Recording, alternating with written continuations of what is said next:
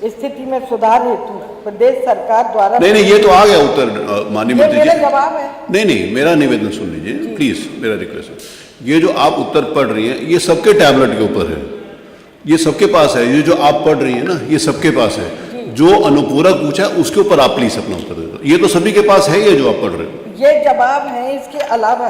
हाँ, उसके अलावा जो पूछा वो बताइए प्लीज। इसके अलावा जो वैसे तो इनको लिखित में वो भी पूछना चाहिए था, आंगनबाड़ी का नहीं पूछा है, तो मैं उसका संभव जवाब नहीं दे पाऊंगी। लेकिन नहीं, उससे जुड़ा हुआ है ना, इससे संबंधित जो है मैं रागिनी जी वो जवाब। कोई बात नहीं, जो पूछे जो आपके पास है वो आप बता दो प्लीज। वर्ष में न्यूनतम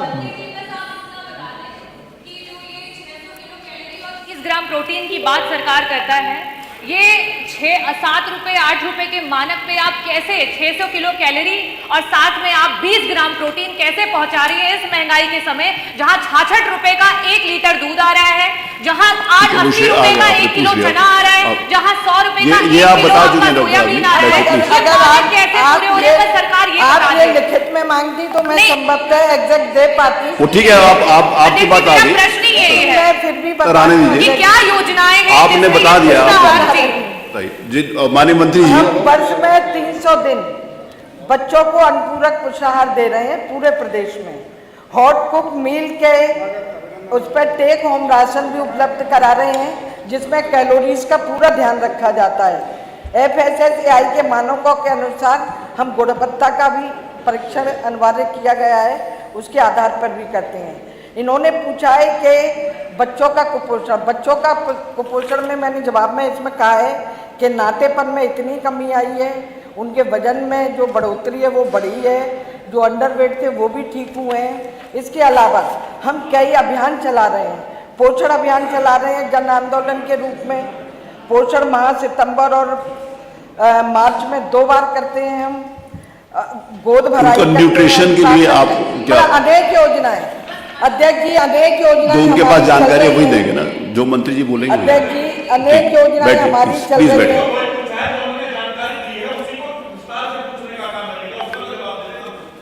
नहीं अध्यक्ष, अब डिस्ट्रिक्ट वाइज तो जानकारी नहीं होगी ना पंकज जी।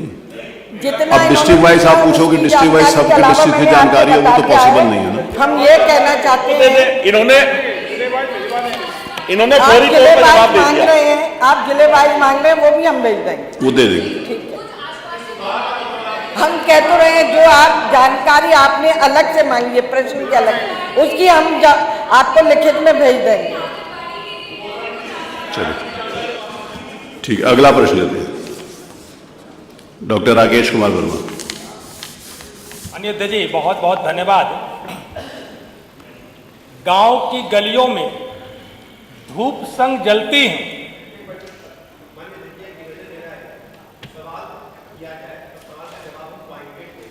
बिल्कुल बात उधर से आएगी तो हम पॉलिटिकल जवाब देंगे, आप इसकी अनुमति हमें जैसा बोलेंगे वैसा जवाब। पॉइंट सवाल एकदम टू द पॉइंट सवाल।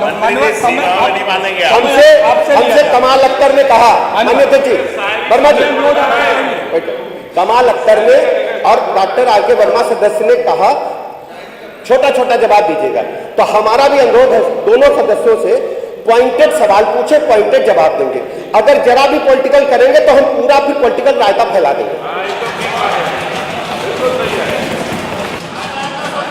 अरे बैठिए, वो बात माननीय अध्यक्ष जी, अरे वो तो, अरे आप नहीं, अतुल जी बैठिए। माननीय अध्यक्ष जी, वो उन्होंने मेरी बात सुनिए सर, एक सेकंड भाई। राजेश जी देखिए, आप नहीं, आप ना आपसे पूछा गया ना माननीय मंत्री, आप डायरेक्ट बात नहीं कर सकते। आप मेरी बात को समझो, मैं आज ये सोच के बैठा हूं कि मैं किसी के प्रति भी कुछ नहीं बोलूंगा, लेकिन उसको प्रोवोक नहीं करो प्लीज, मेरा रिक्वेस्ट है। मंत्री जी ने जो बात कही है मैं उससे सहमत हूं। भाई आप विभाग पर पूछे, विभाग पर मिलेगा, पॉलिटिकल पूछेंगे तो पॉलिटिकल मिलेगा, ये सही है। अब आप पूछिए। सर, मंत्री जी इतने सीनियर, इसीलिए तो बोला है, इतने बड़े पद पे बैठे हुए हैं, इसे ये पूछो कि रायता जो है इनके विभाग में किस जगह बनता है? फैलाएंगे रायता क्या इनके विभाग में रायता किस जगह बनता है जो फैलाएंगे? इन्होंने कहा ना मैं रायता फैला दूंगा, तो रायता कहाँ बनता है? स्वास्थ्य विभाग में। अच्छा, वो कुछ खाने पीने की बात कर होंगे। बैठे डॉक्टर वर्मा। माननीय अध्यक्ष जी आपको बहुत बहुत धन्यवाद। गांव की गलियों में धूप संग जलती है, कंधों पर जिम्मेदारी का बोझ लिए चलती हैं, घर घर दस्तक दे, घर घर दस्तक दे, सेहत का दीप जलाए। आज रोटी की चिंता में वो आशाएं खुद ही जलती हैं। महोदय, माननीय मंत्री जी का जो जवाब आया है वह गलत जवाब है। भारतीय जनता पार्टी की सरकार में आशा बहनों के जीवन में घोर निराशा और हताशा डालने का काम किया है। महोदय, आपने कहा कि स्वास्थ्य कार्यकर्ता है, मैं ये कहता हूं कि उनकी नियुक्ति एनएचएम विभाग से maternal and child health motivator के रूप में हुई है और इसीलिए आशा कार्यकर्तियां लगातार आंदोलन कर रही कि मुझसे राज कर्मचारियों का काम करवाया जाता है, तो मुझे राज कर्मचारी का दर्जा क्यों नहीं दिया जा रहा है। मानव इसीलिए मैं कहता हूं आपके पास अवसर है, आप श्रेय ले लीजिए, नहीं तो 27 में समाजवादी पार्टी की सरकार होगी, उनको राज कर्मचारी का दर्जा भी देंगे और वेतन भी बनाने का काम करेंगे। मानवर, मैं आपके माध्यम से माननीय उप मुख्यमंत्री जी से मैं पूछना चाहता हूं कि अगर आप राज्य कर्मचारी नहीं मानते तो सरकारी पोर्टल पर डेटा एंट्री कराने का काम आप आशा वर्कर से क्यों कराते हैं? सरकारी योजनाओं में लाभार्थियों को दस्तावेज का सत्यापन कराने की जिम्मेदारी आपने क्यों दे रखी है? आप टीबी का मरीज उनसे खुजवाते हो, आप पोलियो अभियान उनसे चलवाते हो, आप कुष्ठ निवारण अभियान उनसे चलवाते हो, आप डेंगू, मलेरिया, फाइलेरिया का मरीज उनसे खुजवाते हो। माननीय, इसलिए लगातार चाहे कुपोषण अभियान हो, मैं बिल्कुल एकदम समय सीमा में ही बात को खत्म करूंगा। माननीय, इसीलिए आशा बहनें लगातार आंदोलन कर रही हैं कि उन्हें राज्य कर्मचारी का दर्जा दे दीजिए, क्योंकि आप राज्य कर्मचारी का ही काम करवाते हैं। मैं आपके माध्यम से मैं कहना चाहता हूं कि यह कृत्य सरकार का संविधान विरोधी है, समान काम समान वेतन का विरोधी है और संविधान के अनुच्छेद 21 और 23 का उल्लंघन करता है, जिसमें आप बेगारी कराते हैं। तो मैं आपसे ये पूछना चाहता हूं, क्या आशा कार्यकर्तियों को राज्य कर्मचारी का दर्जा देंगे, उनका वेतन देंगे और उनका इंसेंटिव बढ़ाने पर विचार करेंगे कि नहीं करेंगे? बहुत कम शब्दों में जवाब माननीय दे दीजिए। माननीय संदीप जी, दो लोगों का नाम है माननीय मंत्री जी। श्री संदीप। माननीय अध्यक्ष जी, आपने मुझे प्रश्न करने का मौका दिया, इसके लिए आपका धन्यवाद।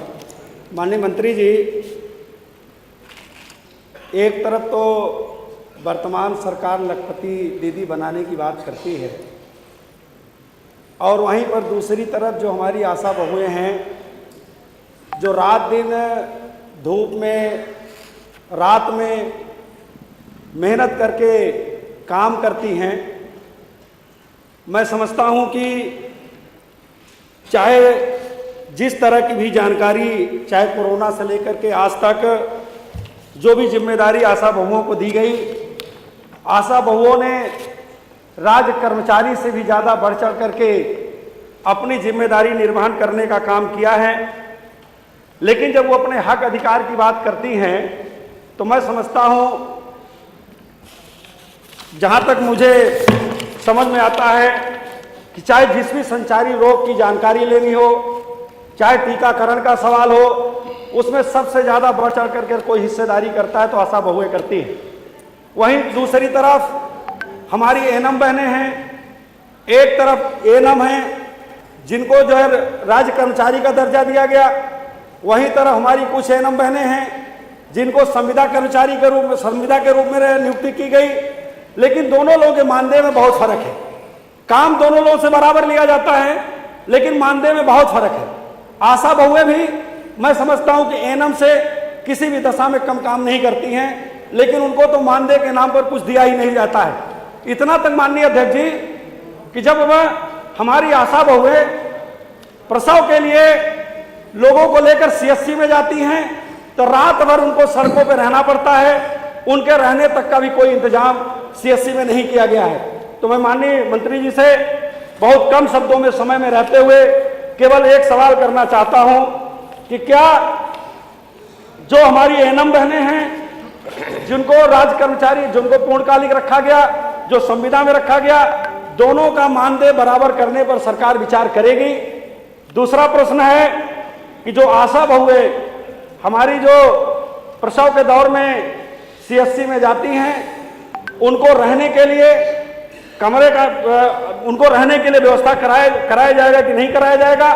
इससे ज्यादा एक बहुत बड़ा विषय है कि जो आशा बहुएं रात दिन काम करती हैं, जब उनके प्रसव का समय आता है तो उन्हें किसी भी तरह से मातृत्व लाभ नहीं दिया जाता है। क्या इस पर सरकार विचार करने का काम करेगी कि उन्हें भी मातृत्व लाभ जो है की सुविधा उपलब्ध कराएगी? माननीय मंत्री जी। माननीय मंत्री जी। माननीय अध्यक्ष जी, माननीय सदस्य ने जो कहा है, जब से भारतीय जनता पार्टी की सरकार आई है, आशा वर्कर्स का मानदेय हमने 2 गुना किया है। आपका हाल सुन लीजिए, आप देते थे 1000 रुपया, आपकी सरकार जो भारतीय जनता पार्टी सरकार जिसको आप इंगित करें, वहाँ 2000 रुपया देने का काम चल रहा है। और जो उत्तर प्रदेश सरकार का था, पहले 750 था, अब हम उसको 1500 कर दिए हैं। और इसके अतिरिक्त हम उनके संपर्क में रहते हैं। ये मैं सच्चाई स्वीकार करता हूँ। आशा वर्कर हमारे विभाग की रीढ़ की हड्डी है और हम पूरी तरह से उनका सम्मान करते हैं। उनके प्रतिनिधिमंडल से हम लगातार संपर्क में रहते हैं और कहीं भी ये जो आपने कहा है ना, ये पीड़ा, जब मुझे पता चला कि समाजवादी पार्टी की सरकार 4 दाएं बन चुकी सरकार, कबहू नहीं सोची। अब जो वैसी तन बैठिए जाएंगे तब इनका परेशानी हो रही है।